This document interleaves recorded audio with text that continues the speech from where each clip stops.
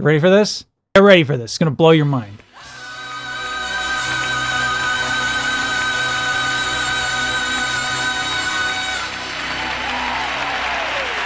Okay, Vickie.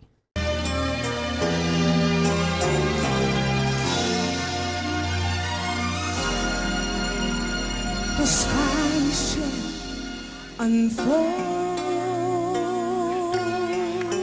Usually when we have higher larynx to get that kind of lighter tone, we struggle sometimes to get that luscious sound. She's able to get that luscious sound because she's doing a couple things. She's on an O vowel, which helps, and then she's also tilting her larynx. The sky shall unfold.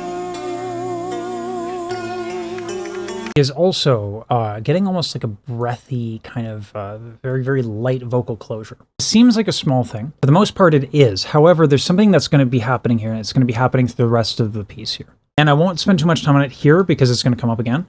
I want you to pay attention to this bright vowel to dark vowel, this constant contrast within phrases. Preparing his entrance. Ooh. And they tell me the stars. The note there that this is a nasal continuant. N-G-N-M, right? The sound is going through the nose on purpose. That's because it has to, right? The mouth is closed. It has to go somewhere. Take a listen to how she's changing the sound during the nasal continuance. Preparing his entrance. And they That diminuendo is beautiful. And it's really interesting that the word entrance, preparing his entrance, she decides that she wants to bring that back. Really interesting choice of the word. tell me the stars shall applaud him with thunders of fire.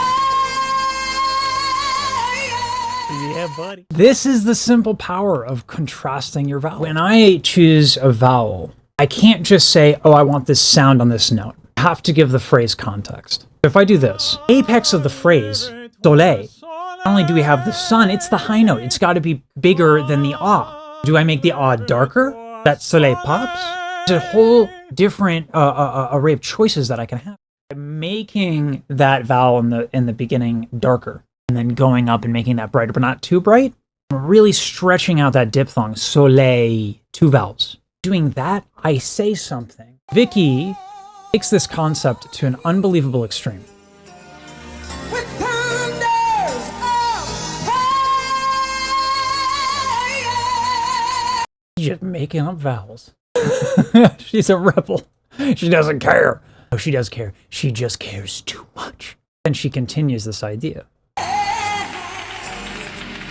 the sweet light in his eyes.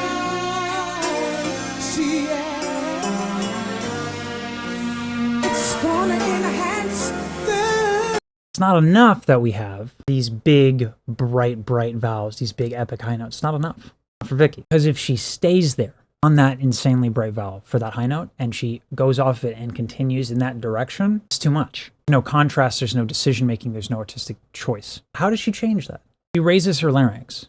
And the sweet light in his eyes. And that is difficult. He has to work a little bit harder to stay on pitch. She's on pitch. Not basic. She knows how to stay on pitch. But listen to, there's a bit of tension. The straight tone and raising your larynx and doing all that stuff is not always super efficient, which is okay. Remember, singing is an art, right? Where we're making music here, okay?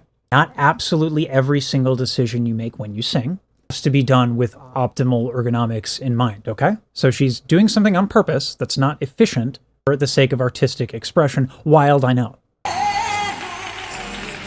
That decrescendo is not subtle because she wants to get that larynx up very fast, to get to this point of contrast very fast. And the sweet light in his eyes. You even see the mouth shape. In that Gounod example, if I do the next line goes away from the sun and into the word stars. If I want to take a chapter out of Vickie's playbook here. I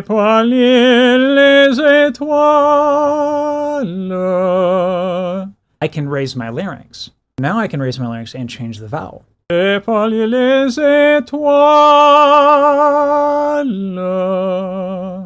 keep it bright, making it twinkle. It's really important to note that as these vowels change, as you do all this larynx stuff, your placement has to adjust. Your placement has to adjust. You can't sing the same way doing these different techniques. You have to adjust. There's a dynamicness that is required. Sing on a V and find the path of least resistance as you do so.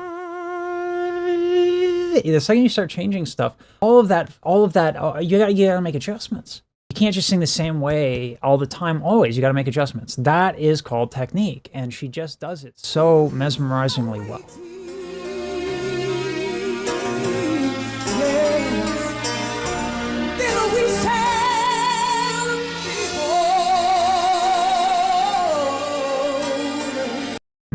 Right, so she uses that higher larynx to get away from that mesmerizing, gigantic belt. Give us a little bit of gentil. I don't even think that's how you say gentle in French. I'm not going to lie. I think I just made that up.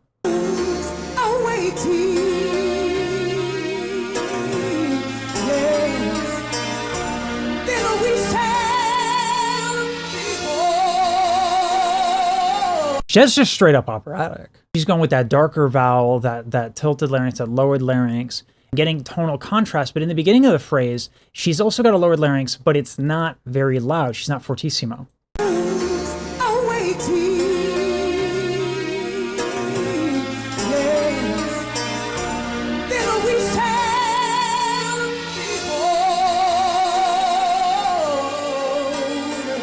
I love at the end, she's just like, just lifts it up.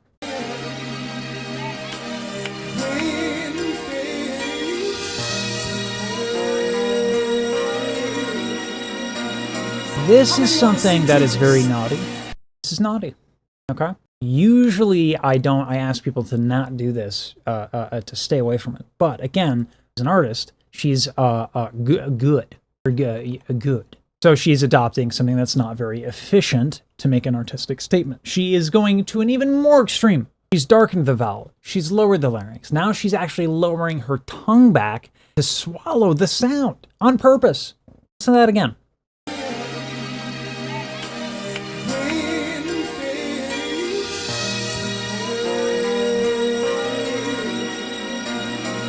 And it's not ridiculous. She's not going, whoa, in face to face. If I brighten the vowel, if I raise the larynx and all that, fine, right? But she's been there. She's done that. She wants it to be interesting. So, in face to face. She doesn't go Eddie Vedder, though. None of that. Right? This ain't the 90s. You see this woman wearing plaid.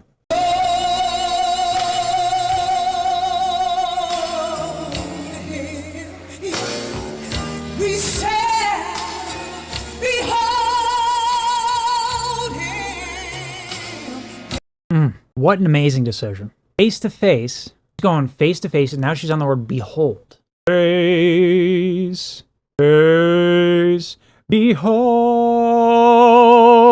right? Soars on that note. It's so effective because of where she came from. Called being an artist.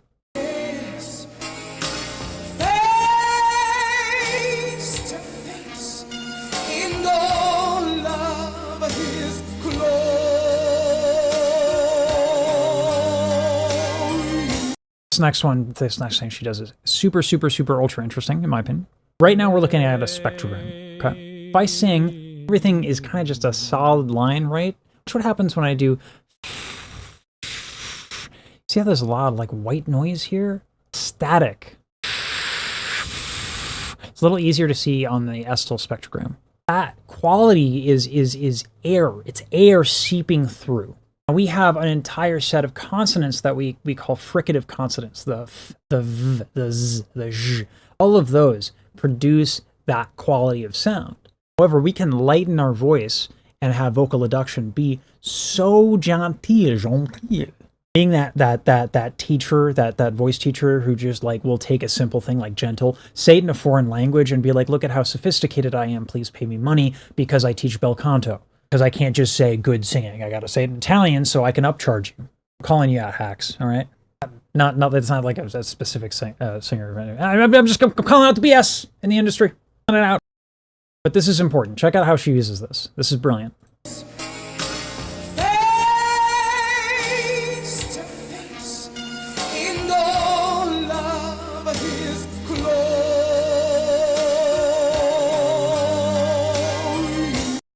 Glory repeats the word face to face. Anytime you have a repetition of a lyric, you got to do something in contrast. Otherwise, you're just repeating. Again, this is more than just a gospel thing. This is just good singing. This is a good idea. If I take something that's an opera, I can take this idea into opera here, okay? This is a phrase that the next phrase goes up into a big crescendo. And it goes into this big, epic, high B flat, pare, pare, right? And it goes by tritone, it's big, it's epic. I need this to be a thing that's justified in order to make it sing. No pun intended. A little intent. There was intent there. But if I say, dans l'azur sans voile, brillant firmament, enlève-toi. Right, that contrast is big. That's what she's doing. Face to face in all of his glory.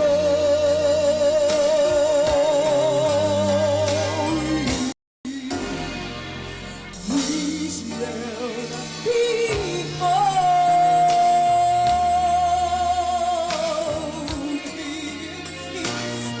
We shall. What I love here is this is also good artistry. She's now implementing all of these ideas that she's introduced. She's introduced that these notions of the tongue going back, the fricative, all this stuff. Now she's putting it in every single phrase, right? Now that you're used to it, now that you're used to the seasoning, she's given you the appetizers. Now she's getting to the main course. And it's fitting that this is near the 2/3 mark, the golden ratio point of the song. We're hitting the climax soon. Now she's bringing in all the spice.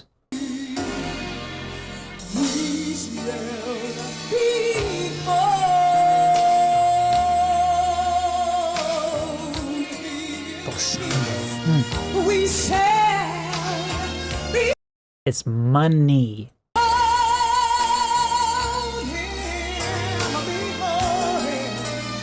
Ooh, she just says it too.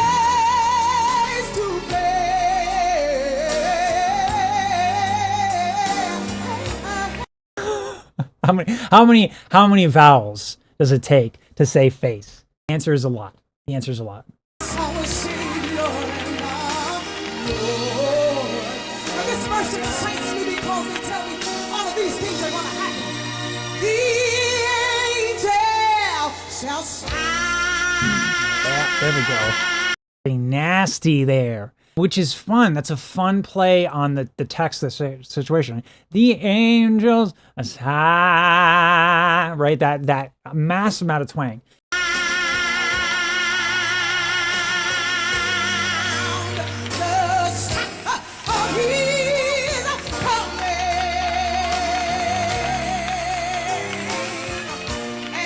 We're getting a bunch of that twang in. All this gentle nonsense with the bottles, fricative consonants, and the lack of vocal closure to get that breathy sound.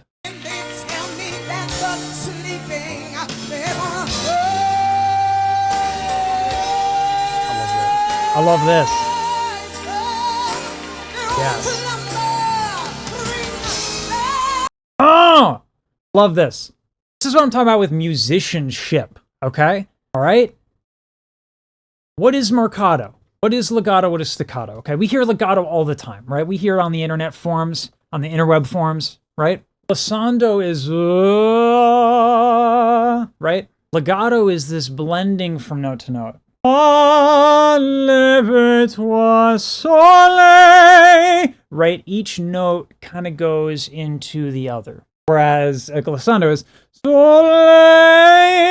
right? Marcato is lève-toi, lève-toi, sole, right? Accents. Staccato is we cut off the sustain. Lève-toi, sole, right? He's using all of these different musical ideas.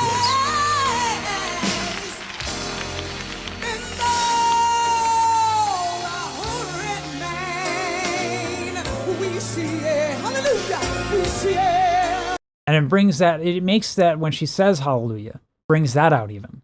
We're going to be changed in one moment. Just one moment. Then we shall behold. Absolutely glorious. Now we're coming to it. We're coming to the end here. We're just going to get into this. Check this out.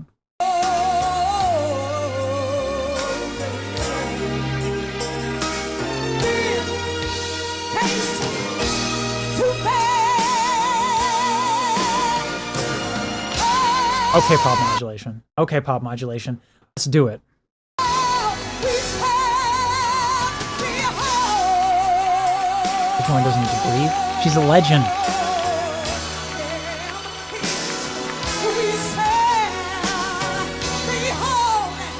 Absolute legend. That phrase is quite demanding. It's a very demanding phrase. That's a long exhale. And it goes and continues from that previous phrase.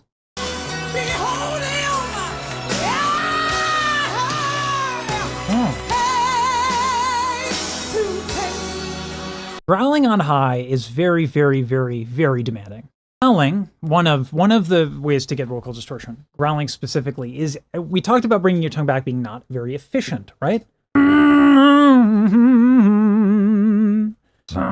want a spoonful of diamonds, right? Bring that tongue back, what's happening? So in order to get a growl, what we're doing is we're taking the epiglottis, we're actually pushing it back with the tongue. This is not generally what I like to do because MRI footages are so low in resolution, but right here, you can barely see it with the mouse. This is the epiglottis. This giant thing here, this is the tongue. The tongue is massive, massive, massive, massive muscle. It's so strong.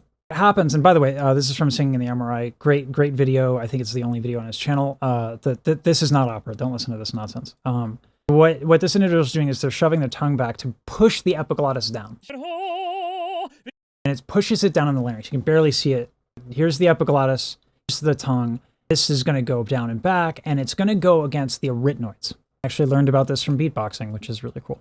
So these are the arytenoids. The epiglottis is going to be put down, and then you're going to contract your area epiglottic muscles. These are your area epiglottic muscles. You're going to bring the tongue down, bring the epiglottis down, contract the AS, that's twang. And then by doing that, you're going to get that rattle. This is very inefficient. This is not easy. This is not easy stuff. This is very, very not ergonomic. High notes are hard. High notes take ergonomic. Yes. They take efficiency in an approach to singing. I have to go gentle here too, right? Now that's even harder. A quiet high note takes mastery. These are all of the ingredients that have to come together to growl on a high note. It's very hard, right? I have to, hey. Then I got to bring my tongue back. I got to do that without killing the vowel. And I got to bring that AES to contract so the arytenoid cartilage get to the epiglottis there. I can even do it. I don't do this that much. This is going to sound awful because I'm not a gospel singer.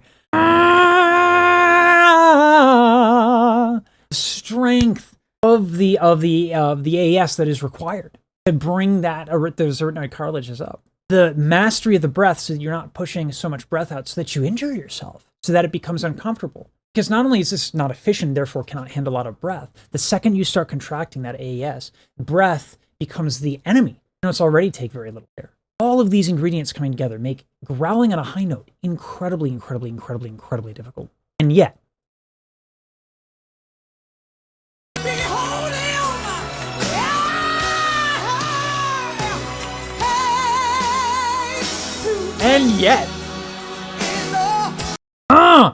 behold him, right? And God, if you do it like I do, you can sound, you sound like that Eddie Vedder nonsense. This isn't grunge, it's gospel. No plaid here.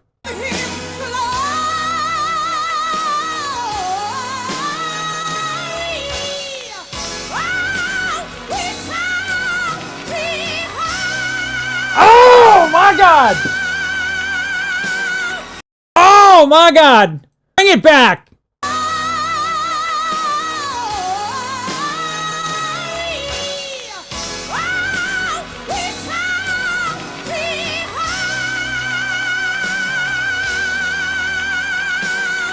I feel like I'm flying and I'm sitting in my chair. This woman can sing. Unbelievable.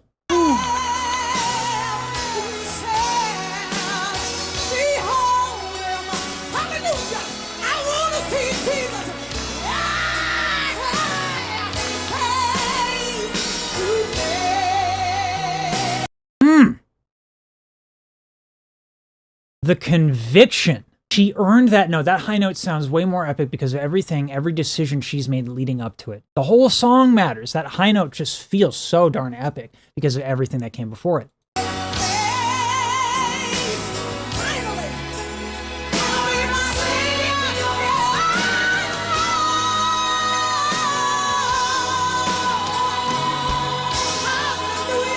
Give it to me.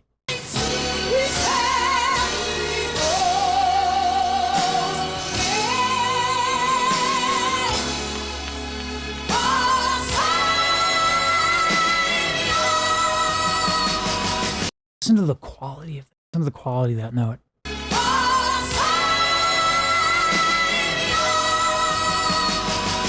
That note is so chonky. It's got the chubster all over it. Such a chonky high note.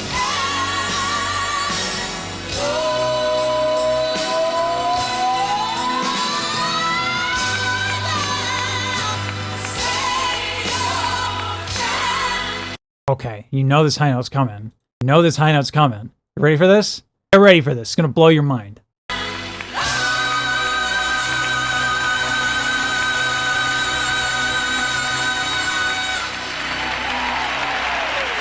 Okay, Vickie.